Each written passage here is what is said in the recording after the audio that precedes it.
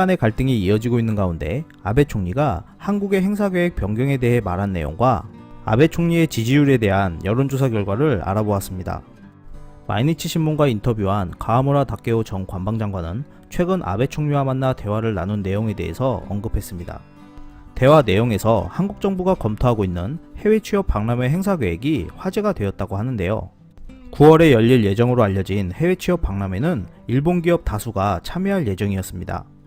하지만 정부는 행사 자체는 중단하지 않고 일정을 변경하거나 일본 기업의 참여를 대폭 줄이는 등의 대안을 검토하고 있다고 하는데요. 최근 일손 부족으로 고민하는 일본 기업들은 한국 대학생을 적극 채용하고 있었는데 한국의 발표로 난감한 일이 발생했다며 발만 동동 구르고 있는 상태라 합니다. 올해 5월에 열린 상반기 박람회에는 전체 184개 참가 기업 중 115개가 일본 기업으로 62.5%를 차지했습니다. 이러한 행사를 통해 일본에 고용된 인원도 2017년 226명, 2018년에는 123명이었습니다. 일본 후생 노동성 통계에 따르면 일본에 취업한 한국인은 2013년 34,100명에서 2018년 62,516명으로 5년 만에 2배 가까이 늘었다고 합니다. 하지만 비정규 및 알바까지 합한다면 일본에서 일하고 있는 한국인은 더욱 많을 것으로 예측하고 있는데요. 한국고용부 관계자는 일본의 무역보복 조치로 인해 예전처럼 일본 기업이 많이 참가하는 것은 정부 행사로서 무리가 있다고 판단해서 일본 기업들의 비율을 줄이는 등의 대안을 검토 중이라 했습니다. 이러한 내용에 대해 아베 총리가 한국에서 박람회를 재검토하면 한국 학생들이 곤란한 것 아닌가 라고 말했다 하는데요.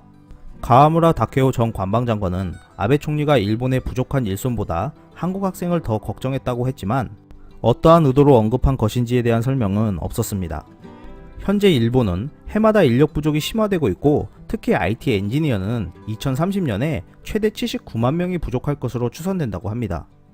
또한 삿포로에서도 2040년 인력이 16만 명 부족할 것으로 추정하고 여성과 고령자의 활용도 도모할 생각이라 하는데요.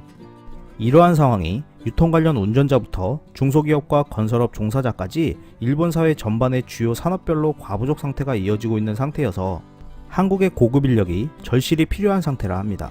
하지만 현재 일본에 취업해 있는 한국분들은 곤욕을 치르고 있다는데요.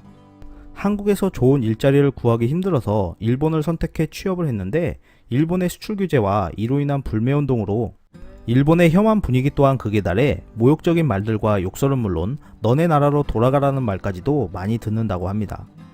18일 교도통신에 따르면 아베 내각 지지율은 50.3%로 7월 마지막 조사 48.6%보다 1.7% 증가했고 지지하지 않는 비율은 34.6%로 나타났습니다. 한일 관계를 우려하는 비율은 62.4%였고 10월 소비세를 8%에서 10%로 인상하는 방침에는 반대 51.3%, 찬성 43.3%로 나타났습니다. 정책에는 반대하고 지지율은 올라가는 아이러니한 상황이 발생했는데요.